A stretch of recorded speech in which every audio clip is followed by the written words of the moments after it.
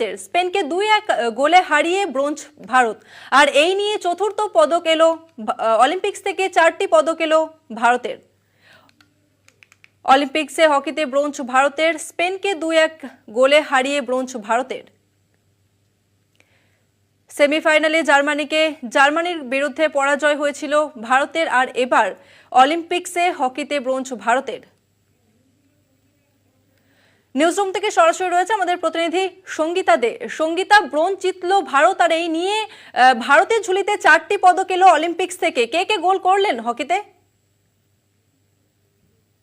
বিরুদ্ধে দুটো গোলই করেছে হরমনপ্রীত সিং, ভারতীয় দলের অধিনায়ক, এবং 3টে পদক এতদিনে প্যারিস থেকে এসেছিল এবং 3টেই এসেছিল শুটিং থেকে। হকিতে পদকের সম্ভাবনা ছিল এবং সেটাই প্রত্যাশিত, মানে সেটাই হলো। আজকে ব্রোঞ্জ পেল স্পেনকে হারিয়ে, 2-1 গোলে হারিয়ে। হকিতে